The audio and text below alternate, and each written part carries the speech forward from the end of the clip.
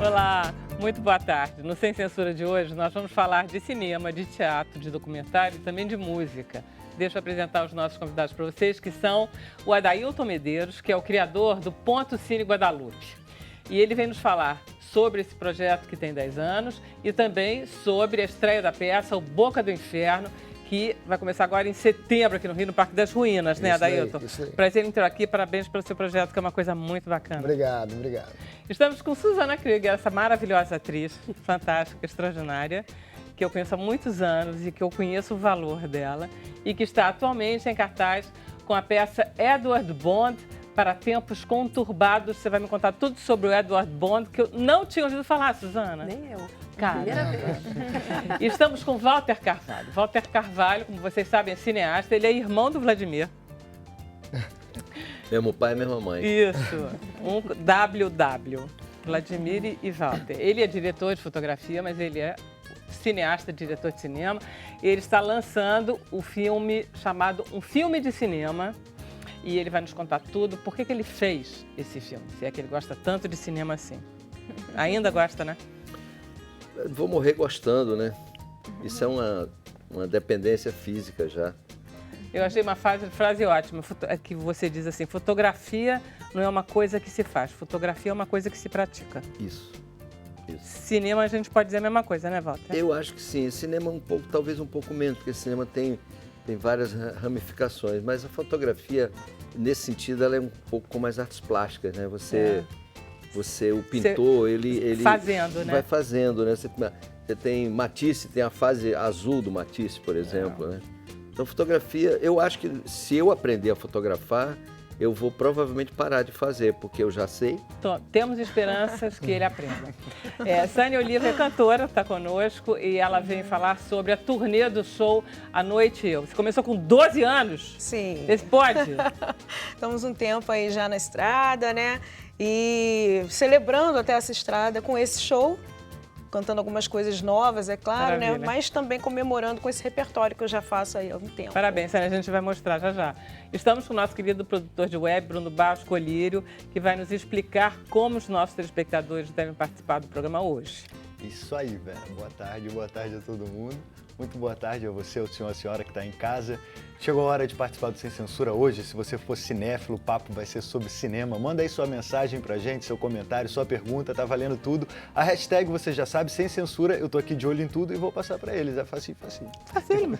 Elementar. Deixa eu pedir então pra Sânia.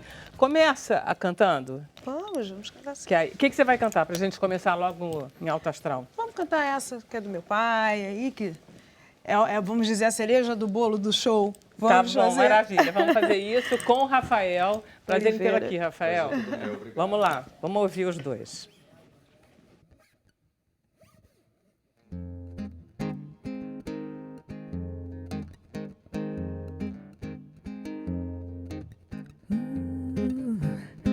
Amigo, que ironia dessa vida. Você chora na avenida pro meu povo se alegrar. Eu bato forte em você aqui dentro do peito, uma dor me destrói, mas você me entende e diz que pancada de amor não dói. Eu bato forte em você aqui dentro do peito, uma dor me destrói, mas você me entende e diz que pancada de amor não dói. Meu surdo parece absurdo, mas você me escuta bem mais que os amigos lá do bar. Não deixe que essa dor mais te machuque, pois pelo seu batuque eu dou fim ao meu pranto, eu começo a cantar. Meu surdo, eu bato forte no teu coro e só escuto esse teu choro, que os aplausos vêm pra consolar. Amigo, que ironia dessa vida. Você chora na avenida pro meu povo se alegrar. Eu bato forte em você aqui dentro do peito, uma dor me destrói, mas você me entende e diz que pancada de amor não dói, não dói, não dói. Eu bato forte em você aqui dentro do peito, uma dor me destrói, mas você me entende e diz que pancada de amor não dói. Mas você me entende e diz que pancada de amor não dói. Mas você me entende e diz que pancada de amor no surdo não dói. Que linda. Maravilha, não é? Canta muito. Suzana também canta muito bem. Vem pra cá, que aí a gente conversa. Né, Suzana? Que canta bom muito começar um bem. programa Todo cantando, mundo. Não né? é, não? Vamos lá conversar com Parabéns. com o Walter Carvalho sobre o filme dele, um filme de cinema. Eu, quando estava assistindo seu filme, na quarta-feira passada, eu acho, e aí eu digo, de repente, eu digo, engraçado esse filme, está falando de cinema, está falando da infância, de uma certa forma de memória. Engraçado, cada um tem seu cinema paradiso na vida. Com e aí, de certeza. repente, o que ele me põe? Você me vai para a Itália, descobre o garoto do filme e põe o garoto do filme Cinema Paradiso, que é tudo que a gente queria saber, como é que esse garoto virou, e ele entrevista o garoto do cinema. Pois é. O Cinema Paradiso é um dos exemplos de um filme cujo conteúdo é uma declaração de amor ao cinema, né? E italiano sabe fazer bem essas coisas, porque aquele filme tem uma sensibilidade, uma delicadeza, né? Uma visão feminina, assim, um sentimento feminino muito bonito. E como o meu filme, eu entrevistei algumas pessoas, 3 para ser preciso, das entrevistas, fala do momento em que viu o cinema pela primeira vez. Uma delas é o próprio Ariano Suassuna. E aí eu falei, eu vou atrás dele, porque o Tornatore, o diretor, estava filmando fora da Itália e era complicado de eu entrevistá-lo. E aí eu optei de fazer com o menino, porque já tinha essa história o Babenco fala da primeira vez que ele foi ao cinema, o Asghar também, o iraniano, também fala que a impressão que ele ficou quando foi a primeira vez ao cinema. Enfim, e aí eu acabei, isso faz um gancho, para usar uma palavra meio jornalística, né, com a questão de quem vai ao cinema pela primeira vez, quem se encantou com o cinema a primeira vez, e que memória é essa? Pois é, isso me deu a vontade de saber muito bem, e no seu filme tem várias imagens de trilhos, tem um vagão que... Né? Eu não sei de onde é que é esse filme, que tem um vagão de trem que anda, que anda, que anda. Tem muito trilho, tem muito trem. Aí eu digo assim, gente, tem alguma coisa que o Walter está querendo dizer em termos de caminho, de imagem, de percurso, tudo bem, mas tem um trem na vida desse homem, porque não é possível, tem muito trem nesse filme. E aí, o seu primeiro filme, é isso? Não, eu acho que o trem, inclusive tem um filme passando nesse momento no Brasil, que é o filme do Selton Mello, que chama O Filme da Minha Vida, que exatamente um dos personagens, de certa forma, do filme é um trem. E esse trem, ele leva a lata de filme entre as cidades no interior do Brasil. Isso era muito comum. A ruína que eu encontro no sertão da Paraíba... Que impressionante. Pois é. Está lá a lata de filme, está lá a bobina, e aquilo ela é levado de cidade em cidade através do trem, né?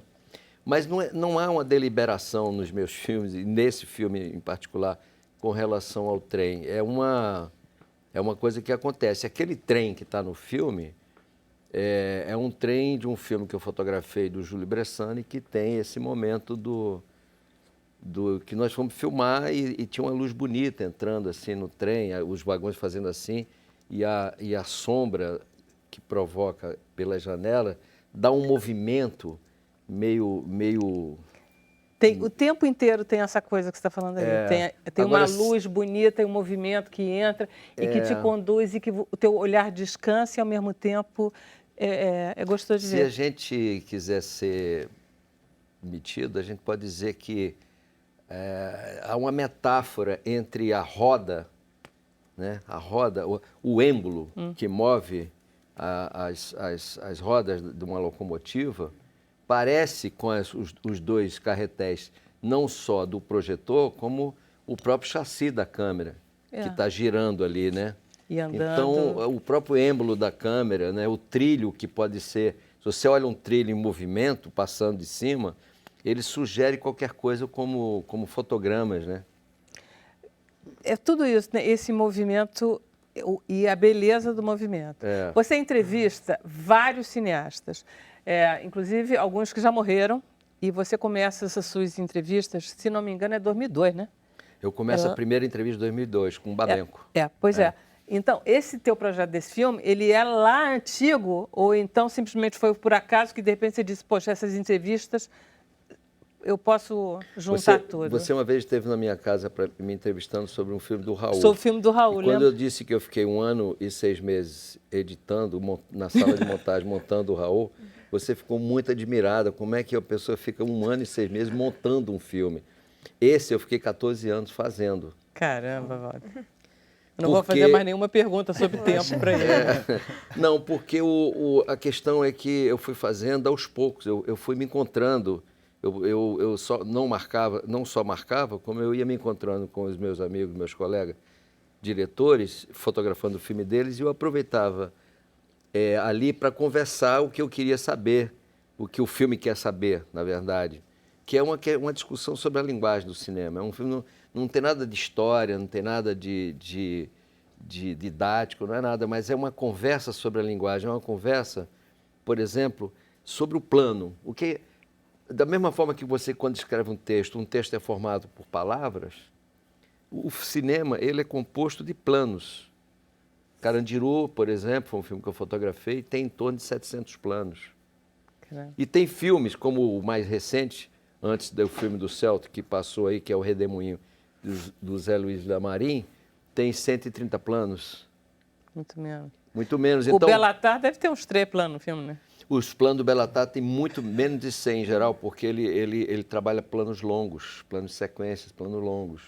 Então, a grande questão é assim, que tamanho tem o plano? Como é que ele conquista o lugar dele dentro da narrativa? Quando é que eu corto o plano? Quando é que eu apago, quando é que eu dou um fade no ator quando ele está no palco? Por que eu faço esse fade? Porque ele some na luz. Da mesma forma que o plano some dentro da montagem. O plano que me antecedeu é o plano que me gerou. E eu estou prendo o próximo. Sabe Toda que essa que é? dialética, toda essa questão de tem um léxico isso. Isso. Então o filme é uma discussão sobre isso, sobre o tempo, sobre a montagem. E o que é bacana, que eu acho, é que como você é fotógrafo e você é uma pessoa que trabalha... É esse negócio, a frase, né? O fotógrafo, a gente se pratica. No filme tem isso. Não tem nenhuma questão conceitual e abstrata. Só tem questões concretas. O que é o tempo, o que é o plano. É como se fosse o fazer do cinema. Isso, como se ele se interessasse pela coisa concreta, como se fosse a matéria quase que, sabe, o negativo. Então fica muito bom de ver, porque eles são mais confusos nas respostas do que você, é claro, nas perguntas. Eles tendem a dizer, bom, e aí fica bacana, fica um diálogo interessante. É uma tentativa de entender o ofício, né? É. Eu já estou mais de 3 décadas trabalhando com cinema, não tenho mais condições de aprender outra coisa, a não ser trabalhar com cinema. Mas é uma maneira de compreender um pouco mais o próprio ofício que eu faço já há algum tempo. Tem uma cena que eu gosto muito, que é o final do Belatar. Belatar é esse maluco, desse húngaro, entendeu? Ele passa um pedacinho. Fica horas um cara andando a cavalo, entendeu? E a cara do cavalo. Horas, 15 minutos de cavalo, e o cara que anda de cavalo. Enfim, aquelas coisas. Aquele filme é um filme que ele se baseia num fato que se passou com Nietzsche, né? Ah, é? Ele é uma coisa que acontece na vida do Nietzsche em relação ao cavalo, e ele toma esse episódio da vida do Nietzsche e faz um filme sobre a solidão, né? Muito legal, tá interessante. vendo? Você não conhece esse filme? Não. Ah, não conheço muito eu acho cinema, que você devia ver. Acho que todo mundo Não, devia fiquei com ver. vontade de ver, todos aqueles filmes que eu não conhecia. Tem uma coisa, aí ele termina a entrevista com esse cineasta e ele sai andando com o fotógrafo atrás do cineasta. E o cineasta, ele não gosta, ele está se sentindo incomodado com o Walter seguindo ele pelo prédio. E aí o Walter diz para o fotógrafo assim, aqui você para, deixa ele ir. Quando ele fala isso, você sabe que ele está falando com o filho dele. Eu tenho certeza. Eu não estava ali, porque o filho dele que é o fotógrafo do filme. E você vê o nível de intimidade. Suzana, você sabe do que eu estou falando, não sabe? O nível de intimidade que ele tem com o filho, porque ele dá uma ordem, mas aqui você para e deixa ele seguir até o final. E cara, o filho, impecável, vai, não é? É um... Adailton, porque fique à vontade de explorar o Walter. A afinidade que você tem com o fotógrafo tem que ser muito grande. Tem que ser não pode ser uma coisa casual, não. Ela é construída, né? Não é à toa que vários diretores de cinema fizeram parceria com vários fotógrafos. Né? O Bergman, que trabalhou muito com o Nick Viste, por exemplo. Fellini, que trabalhou com José Protuno, enfim.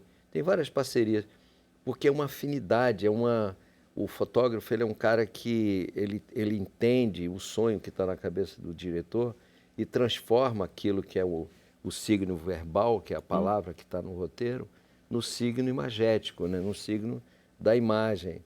Então, essa afinidade, essa simbiose que tem que haver, ela é muito importante. Se você tem um parentesco com o teu fotógrafo, no caso o Lula fotografou alguns filmes meus, depois eu não consegui mais que ele trabalhasse comigo, porque ele, graças a Deus, ele é muito solicitado. O Padilha, pelo menos, levou ele foi embora, foi para os Estados Unidos, ficou anos lá fazendo trabalhos lá com Padilha, com outros diretores e tal. Mas essa afinidade ela é fundamental, porque você tem que trabalhar quase que por música. Aliás, essas parcerias no cinema, elas se dá também em outros departamentos. Com certeza. E se dá também com atores, né? A afinidade que o Scorsese tem com o DiCaprio, por exemplo, né? Você tem é muito confiante, né? Você pode quase que... Acho que vira uma parceria, né? Acho que vira uma parceria entre os jogador atores de e os tênis. diretores. Literalmente, né? literalmente. Aí tem essa afinidade, eu acho que é um processo natural isso daí. Eu fiz um primeiro filme com o Walter Salles, o Terra Estrangeira, e acabou que eu fiz, só de ficção, eu fiz 5 filmes do Walter. Pô. Então é uma coisa que você vai descobrindo no outro ali, aquela cumplicidade, aquela... Mas tem um pouquinho de temperamento também, não tem, Walter? Quer dizer, Tem. Independente da qualidade do trabalho, do talento, não sei o quê, tem uma coisa de temperamento que tem que casar, né? Tipo assim... Tem que casar. Agora, quando tem um parentesco, é delicado, assim. Por exemplo, a minha relação com o Lula sempre foi de extremo profissionalismo, assim. Eu me lembro que eu fiz um filme quando ele era foquista, ele não era nem fotógrafo. Eu era o fotógrafo do filme e ele estava fazendo o foco do filme, que é um trabalho ali muito junto de você, diretamente. E era um filme com o Murilo Benício. O Murilo fazia 3 personagens nesse filme, chama Amores Possíveis, da Sandra Werneck. E o Murilo filmava com a gente todos os dias, porque ele fazia 3 personagens no filme. E num dado momento, o Lula não me chama por pai, né? Não me chama pelo nome, aliás. E num dado momento, a descrição entre nós era tamanha que não chamava atenção, né? Mas num dado momento, ele falou do outro lado da cena que a gente estava falando, ele falou assim, o pai, não sei o que, me perguntou um troço. Aí isso estava na 2ª semana de filmagem. Aí o Murilo falou assim, peraí, você é pai desse menino? Eu digo, sou. Ele falou assim, pai, como é que eu não percebi isso? Pô, isso é nepotismo. Como é que eu não percebi isso? Aí você ficou feliz, né? Porque a gente não tinha, nunca teve essa coisa assim, de pai com filho e ao mesmo tempo o respeito profissional, né? Ali se eu tinha que discutir alguma coisa com ele no nível pessoal, não podia ser ali. Não, mas você é uma doce figura. Vamos conversar um pouquinho com o Adailton, que tem esse projeto lindo, mas não está aqui para falar sobre o projeto, mas sim sobre a estreia do Tudo, Boca é do um Inferno. bate-papo. Eu sou um cara de muita sorte, sabe? Eu vivo encontrando com meus mestres e meus ídolos. Eu fiz um dos últimos programas aqui com a Derbal, né? E o Aderbal é um cara assim que a gente, pô, desde moleque eu acompanho. Você fez o Arte do Artista? Fiz. Eu Né? fiz também. Você também fez, né? aliás, Não, parece que ele falou, não foi ele que o Aderbal disse, dirija aí, Walter. Eu vou aproveitar a oportunidade, já que a gente está ao vivo, eu vou cobrar dessa grande empresa que a gente está aqui. Como é que esse programa não está no ar? Também acho. Não, como é que pode isso? Isso não tem explicação. Eu acho que a gente vai fazer o seguinte, eu vou para o intervalo, vou imediatamente lá na direção. Eu acho que sim. Vamos chamar a diretoria aqui, vamos ter uma conversa séria. Então tá, vamos para o sobre a intervalo que eu Derbal. tenho coisa para fazer. Vamos lá, Sem Censura volta já já.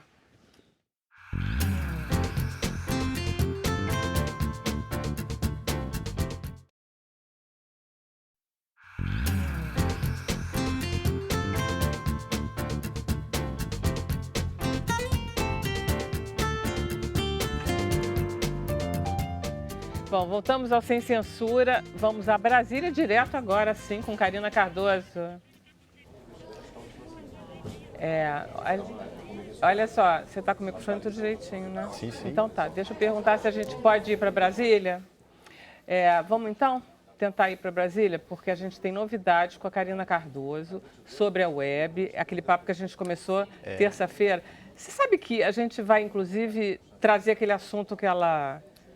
Na sexta-feira, da Miss né? Brasil, que Sim, teve sim. um problema de segregação racial, a gente vai trazer por causa da Karina, que foi ela que Seríssimo. levantou isso. É. Vamos lá, Karina, você está nos ouvindo? Tá tudo bem?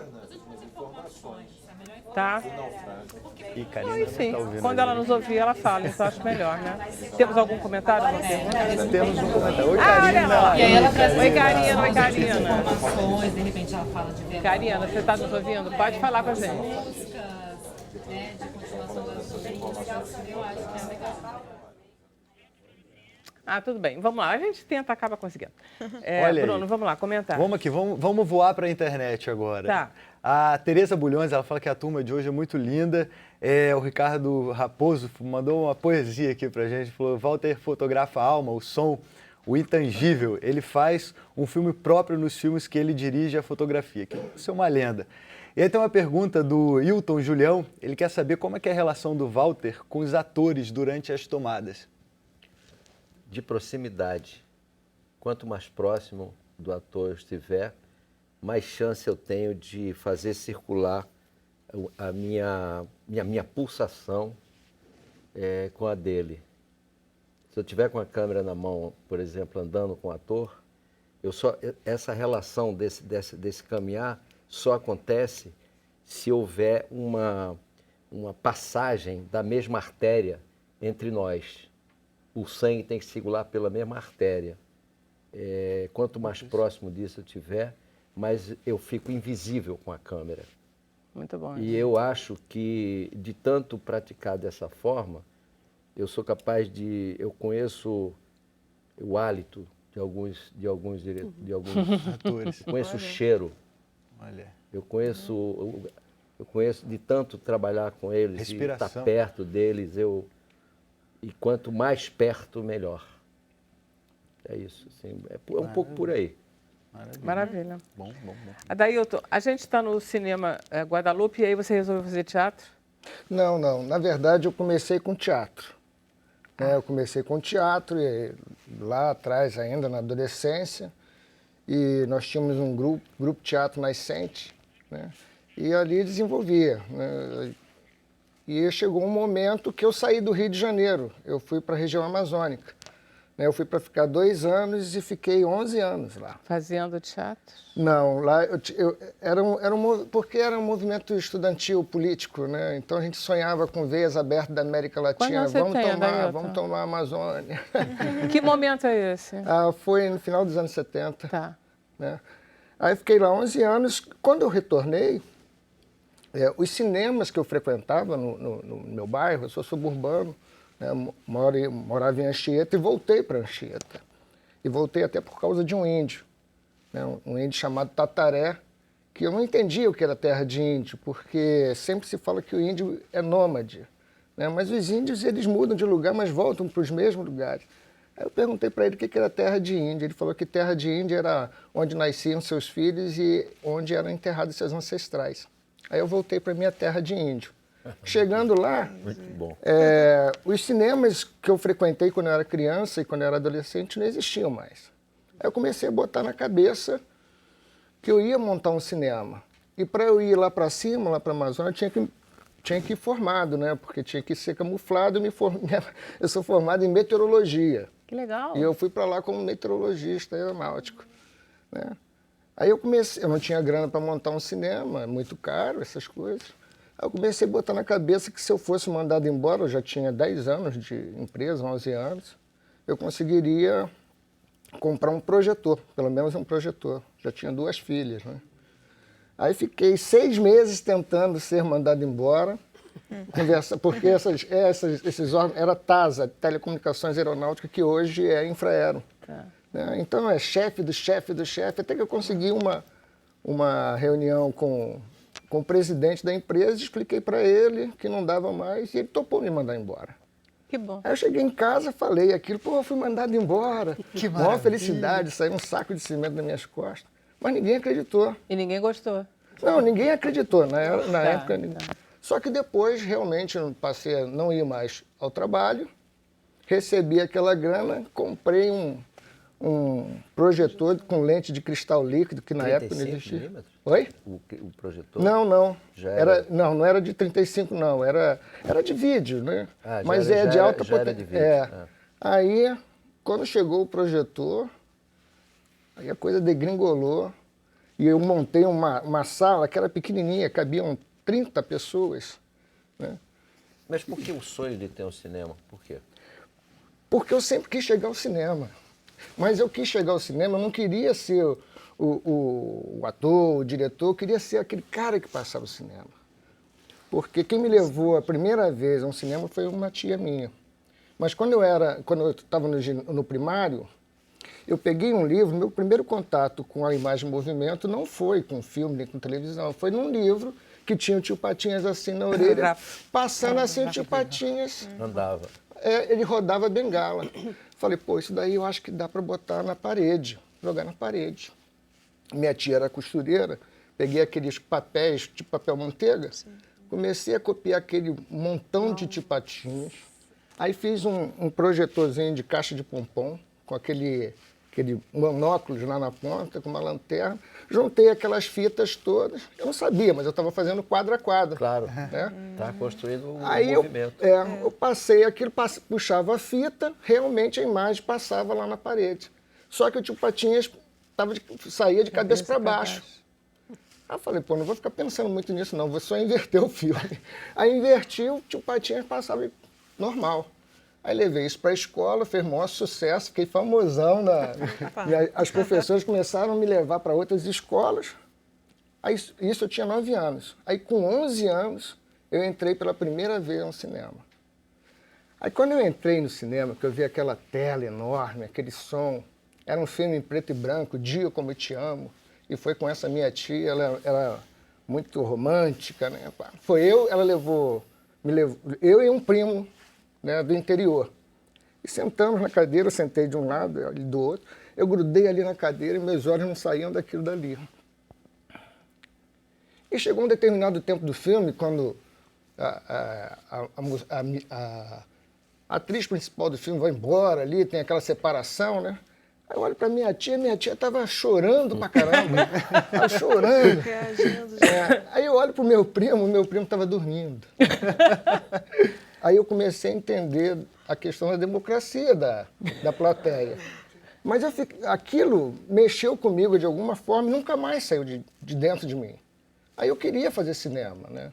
Mas com essa intenção de ser o cara que exibe os filmes. Maravilha. Você está há 10 anos, você tem um cinema, você conseguiu fazer um cinema. É. Mais do que isso, você transformou o entorno do cinema numa coisa viva por causa do cinema. Por causa do cinema. Quer dizer, Guadalupe, de repente, tem vida comercial, tem Tem sua causa. uma história lá muito bacana, porque primeiro que é a primeira sala popular de cinema digital no Brasil e a segunda no mundo. E é a sala que mais exibe filme Filmes brasileiro brasileiros, é. no mundo. No Porque mundo. né, você não é, dos no poucos, mundo. né? Tem que ser do mundo. É, né? tem que ser. Porque o suburbano. E o tem- Walter nunca foi lá. É, porque o Não, suburbano. mas eu fui convidado Vai ter que ir, vai ter várias que ir, vai vezes, ter é que. que não Suzana, teve você vai ter que ir também. oportunidade.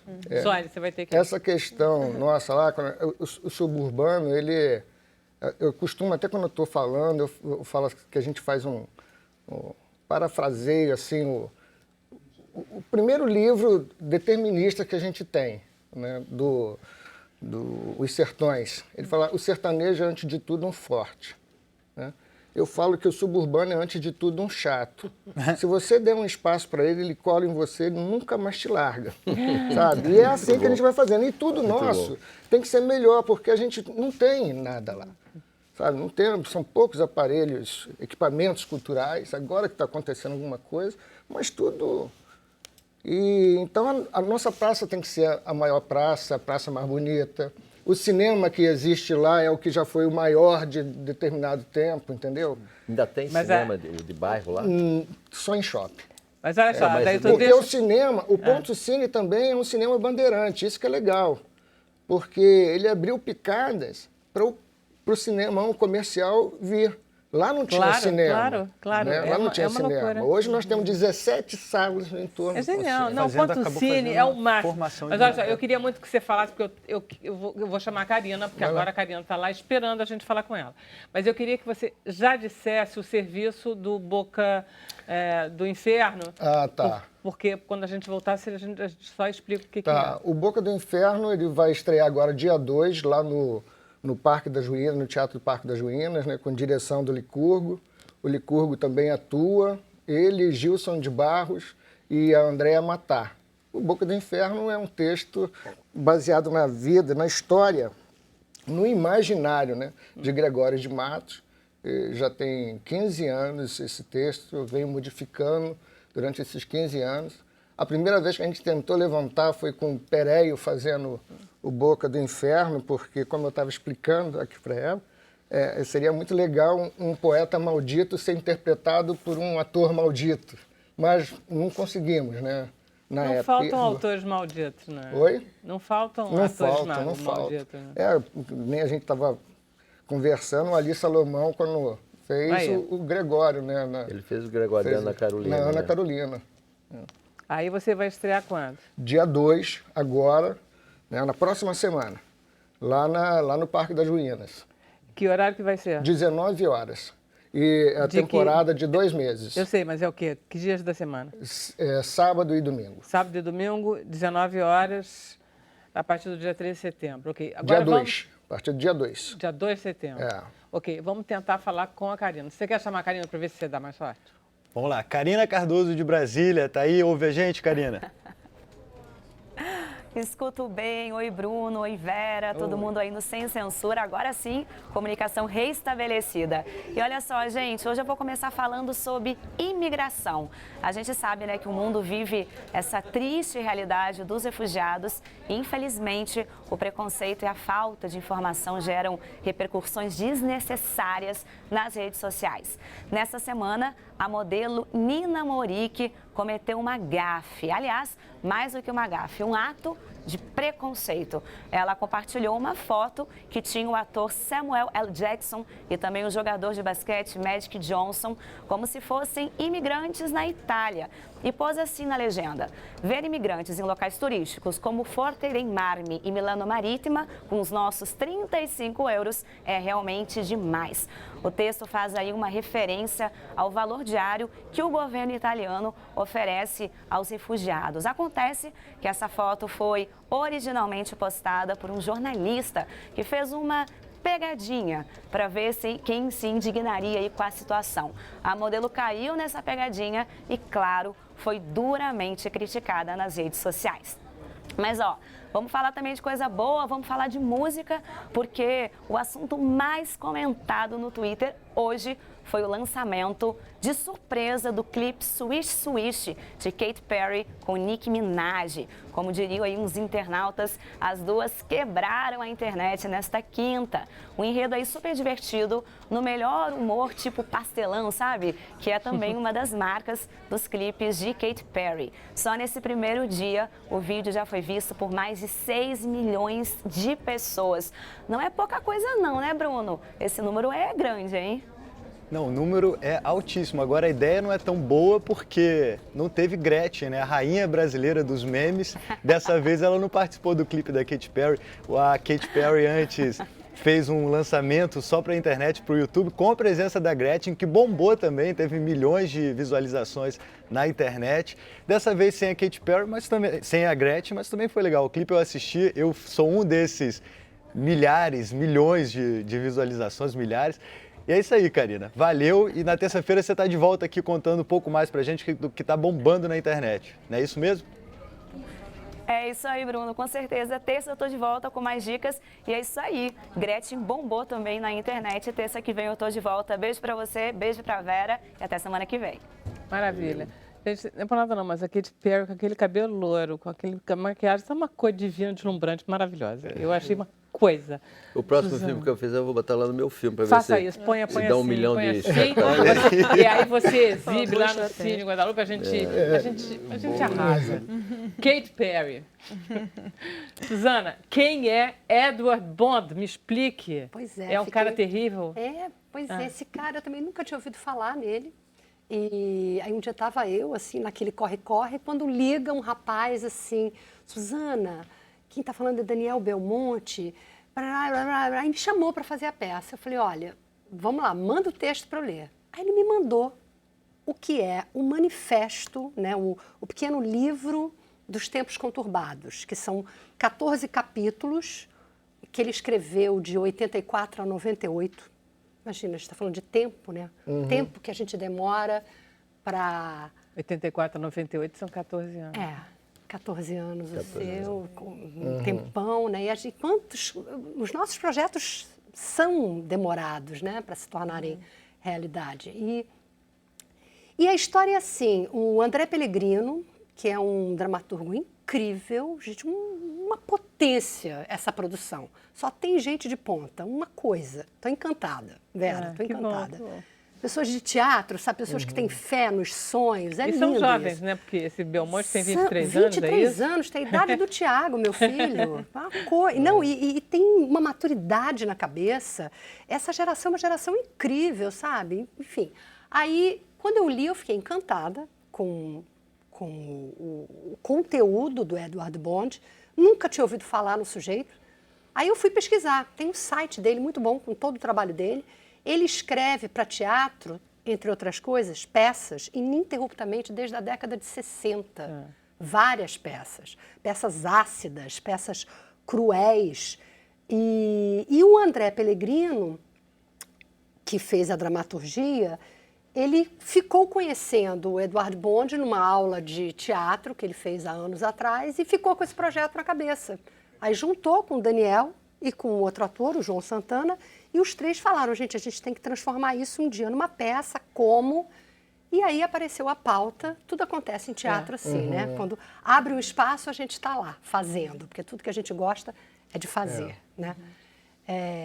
E aí formou-se um grupo de atores, né? Tem a Lívia Feltri, que além de atriz é artista plástica, tem a Calanda Caetana, que além de atriz é bailarina, tem o Leonardo Bianchi, que além de ator lida com vídeos, com imagens, e me chamaram, falaram, olha, vamos fazer isso aqui?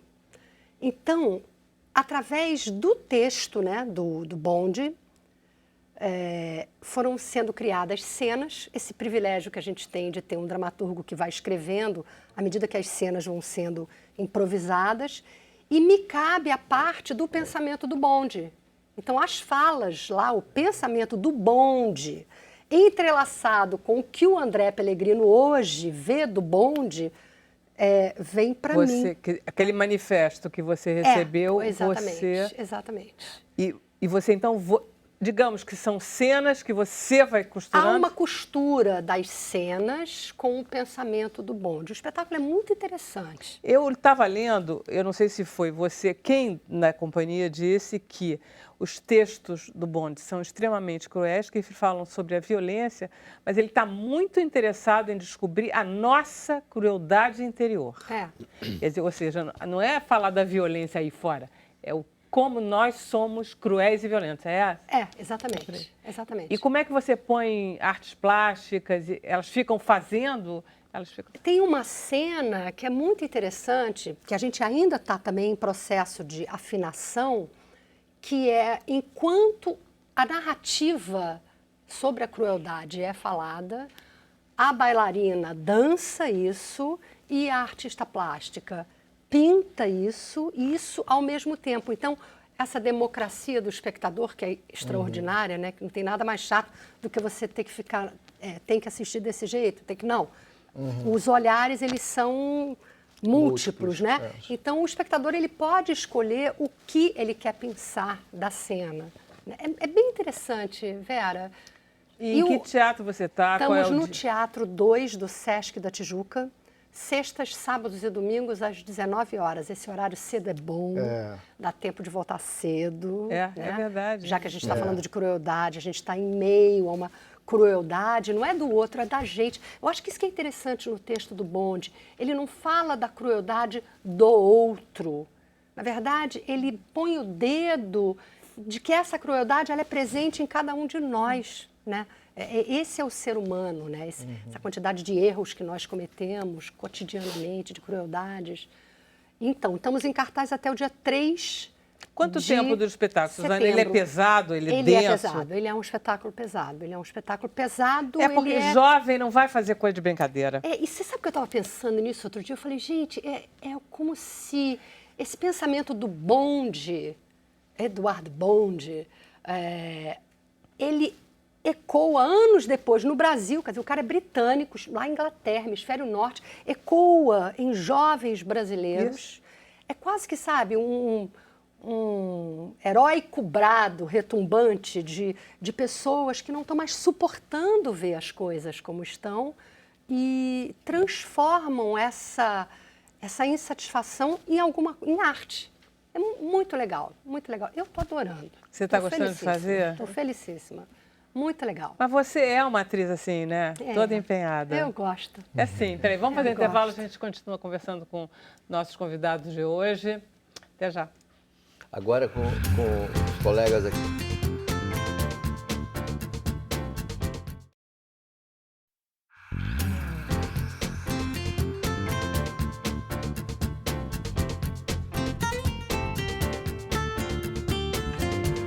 Voltamos com o Sem Censura de hoje. Vamos falar mais um pouquinho.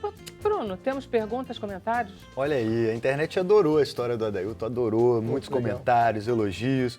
O Roberto, ele comenta que o primeiro filme dele foi O Exterminador do Futuro. Ele disse que não tinha idade para assistir, o irmão dele deu um jeito de colocar ele dentro da sala de cinema, ele falou que foi inesquecível e de lá para cá ele virou um cinéfilo, enfim, vai a tudo. A Mana Iraca, pelo Twitter, disse que ela é muito fã do Walter Carvalho, mas que tá doida para assistir um filme de cinema. É só ela ir, né? Tá convidada. Mas tá muito convidada, ela e todos. Olha só, o filme já está em cartaz, entrou em cartaz hoje. Hoje, entrou hoje. Tá, então é só ela sair de casa. Agora, não. Porque se ela está assistindo a gente. Espera 6h15 e aí vai. Entendeu? Aí tem uma pergunta do Marcelo Sidney. Pergunta aí para o Walter Carvalho, aí ele fala, gostaria de saber se os longas feitos por ele são através de lei de incentivo e se existe um retorno financeiro sustentável ou se ele faz mais pelo amor. Não, alguns filmes são, a maioria são por lei de incentivo, tanto os de verba fora de lei de incentivo como lei de incentivo, alguns dão bilheteria, outros não, e é uma questão complexa, não dá para ficar falando disso aqui, é muito complexo. Agora, o fato, a questão maior é que a gente não tem acesso às salas de cinema, né? Se o meu filme não der uma média, o filme que estreia hoje, se ele não der uma média razoável, que tem um número para isso, de mercado, ele sai de cartaz. Ele sai de cartaz. Só que ele sai de cartaz no mercado que quem domina é o cinema estrangeiro. Nós não temos... a mesma regalia do cinema estrangeiro. Eu, quando lancei o Raul, tinha 3 filmes estrangeiros que tomavam conta de 2.200 salas. Então, se o Brasil tem um pouco menos de 3.000 salas, todo o resto é para todo o cinema que resta. Ele pode falar muito bem disso. Eu costumo dizer, Walter, que o filme brasileiro é estrangeiro no Brasil. Exatamente. A gente não assiste, essa é a né? realidade. Eu tinha um grande projeto que eu acho que cinema, devia ser pensado, mas eu nunca consegui, que era jogar cinema na televisão, só cinema brasileiro, para justamente os filmes serem vistos. Mas, enfim, os cineastas também não são muito simples da gente lidar com eles. Não, a questão não é simples, é que a televisão é que não passava o filme brasileiro, hoje está passando. Hoje você tem vários canais, tem canais especializados em cinema, como Tem o Canal Brasil. A própria Ok. TV Brasil é Deixa- a TV que mais transmite filmes A gente não, brasileiros. nós E a passamos própria muito lei filme também brasileiro. de Nós passamos. conteúdo E brasileiro. as né? outras Também televisões fechadas de particular também exibem filmes, né? Mas que canal não aberto, exibia. o que passa mesmo é a nossa. É a TV Brasil. É. Vou começar um pouquinho com a Sônia. Sônia, que nome é esse? Sani, bom, obrigada por estar aqui, em primeiro Eu que lugar. agradeço, porque a sua voz é linda e a gente gosta muito, como diz o Walter, de começar o programa com música. Então, Bacana. Sani é um nome que meus pais me deram, eu acredito que é da música, Cris Montes, né? Sani. Gostavam da música e tal. Mas lá em casa os nomes são todos assim, americanizados e inspirados em algum... Kelly, Sani, Gleice, Ada. Então, Criativa, mãe, né? Muito bom. os nomes são todos assim. Eu, particularmente, gosto do meu nome, né? Assim, ainda tem a coisa do sol, de ser ensolarado, que dá mais uma energiazinha bacana, né? E é isso, é uma escolha dos meus pais por conta dessa música. Pois é, teus pais são, quer dizer, pelo menos você é filho do Totonho, que é um músico, Sim, meu pai é músico. né? Tua mãe não. Minha mãe não, minha mãe é E você uma com dona 12 de anos casa. ganhou um concurso de música. Como é que foi Sim, isso? na verdade eu já convivia com toda essa coisa da música desde pequena. Eu era a filha que gostava, né? Que ia para os estúdios com meu pai, que frequentava, que é interessada já pela música, né? E sempre sonhei com essa caminhada que era dele e passou para mim e para as minhas irmãs também, mas mais seriamente comigo, né? E então aos 12 anos, vamos dizer assim, que foi a primeira música que eu mostrei, né? A gente, hoje em dia, se fala muito da educação, e eu tinha uma professora na época, Marília Morelli, que ela já era vanguarda naquela época, isso foi em 88, ela acreditava numa educação um pouco mais livre, que a gente que pudesse destacar um pouco o que a gente tinha de aptidões, né? Vamos dizer assim. Então ela chegou na sala e falou, poxa, eu estava precisando de um samba para fazer uma festa de regiões, uma festa que a gente tem lá em Petrópolis. Eu já estava em Petrópolis nessa época, né? Mas, assim, nem ela imaginava que tinha uma compositora na sala e eu assim, sempre achei que era um trabalho de colégio, cheguei ali. Demorou para saber, para cair a ficha dessa repercussão desse trabalho para mim, né? Porque era um trabalhinho de colégio, cheguei ali, Ana de Açúcar, trabalho, que era 100 anos da abolição e tal, cantei ali. Quando a gente reparou, já tinha uma escola de samba dentro da sala de aula, com as carteiras, com que todo mundo tinha ali à mão para poder se fazer os instrumentos de percussão, né? E nós fomos para a rua, ganhamos esse festival, abrimos o Festival de Petrópolis, eu com 13, 14 anos, sem ainda muita noção da dimensão daquela coisa toda, né? E foi muito interessante. Daí por diante, nunca mais eu deixei a música. Aí você né? abraçou a música como Sim, carreira. como carreira. É verdade. Eu Você lancei, compõe também. componho. E depois eu fiz um grupo de samba, onde eu era cavaquinista e cantora, chamada Sambatom. Depois fui para a noite com o Luciano, um amigo meu da época. Nós começamos a fazer a noite petropolitana e tal. E aí é o quê? Churrascaria, bar, boate? Exatamente. É o que pintar? Festa de aniversário, rua, tudo, de tudo. Aí, sabe o que eu estava vendo? Quando eu entrei no estúdio, que você estava Sim. passando som, imediatamente você me viu, imediatamente você me deu um tchau. Eu digo, isso é uma pessoa que tem o hábito de cantar e prestar atenção no que está acontecendo Sim. em volta. Porque, frequentemente, o músico, que é um músico de estúdio, ele está na música fechado. Eu posso entrar, passar, ele, fica aqui e não sai. Você não, você fica ligado. Isso Sim. Isso te dá uma cancha enorme, não dá não? Com certeza. Porque você aí não desafia, né? É a coisa da noite, porque é diferente você estar num show, como é o A Noite Eu, que eu já vou dizer agora, né? Que é o que eu construí nesses anos, esse show, com esse meu terceiro disco, terceiro CD, né? É. Eu ainda sou da coisa do disco, mas na noite, o que acontece? Eu tenho que perceber mais o público, o que ele está querendo, qual é a música da hora. Não é tanto de mim para eles, né? Mas deles para mim. Então, a gente tem essa percepção. Está chegando alguém, está passando, agora é a hora de fazer isso aqui mais delicadamente, é a hora da explosão para o pessoal dançar. A gente fica com todo esse gancho, né? Com essa escola que é você cantar na noite. Todos os teus 3 CDs, eles têm alguma coisa em comum? São todos de composições tuas inéditas, coisas do teu pai, desse teu padrinho? Sim. Meu primeiro disco, que se chama Algo em Comum, totalmente músicas autorais minhas. É uma loucura, né, você fazer isso, né? Eu acho que hoje eu faria um pouco diferente.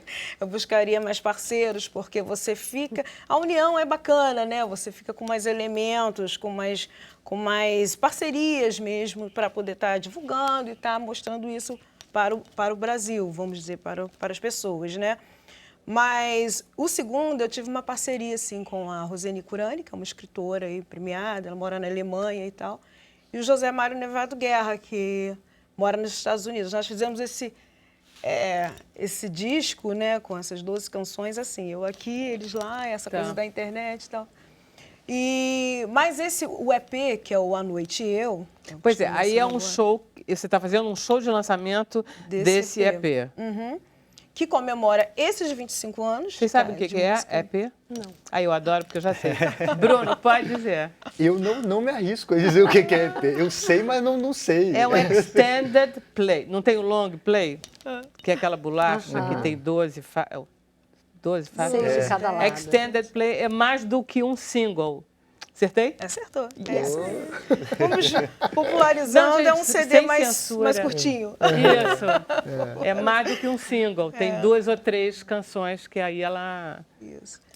Então, com esse CD eu decidi fazer, com esse EP, né? Eu decidi vir com mais parcerias, né? Vou regravar essas músicas do EP. Na verdade, eu me sinto hoje mais segura para poder estar resgatando esse repertório, porque a gente sempre fica com aquela coisa, eu quero dar uma cara minha para a história, aquela coisa. Mas aí a gente vai ficando mais maduro, vai vendo que você já tem isso ali na sua história, né? Então, falei, não, dessa vez eu vou resgatar esse repertório que é nosso, né? Não só meu e do meu pai, como do meu padrinho, que é o tio Paulinho Rezende. Você vai se apresentar quando no Teatro Rival? Já foi, a estreia. Droga, perdi.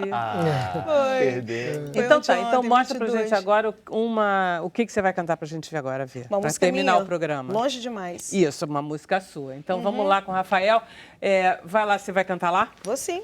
Então tá, enquanto isso eu me despeço dos nossos convidados, do Walter, do Adailton, da Suzana, de vocês que nos acompanharam de casa. A gente volta amanhã, 5 horas da tarde. Agora tem o Notícia Agora com Catiúcia, eu acho. Mas a gente pode ficar junto mais um pouco. O que vocês acham? No Facebook? Pode, Bruno? Vamos, manda pergunta. Então tá, gente, manda pergunta. O Bruno tá aqui para isso, ok? A gente vai agora ouvir Dona Sânia e o Rafael.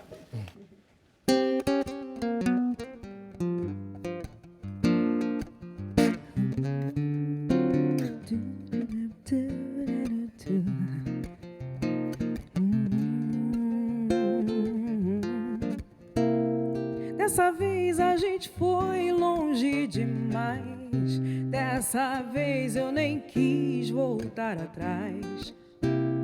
Dessa vez a gente foi longe demais. Dessa vez eu nem quis voltar atrás. E quando a gente se via, a gente se maldizia. Não, eu não quero amar assim. Muitas vezes eu chegava quando você saía. Não, eu não vou amar assim.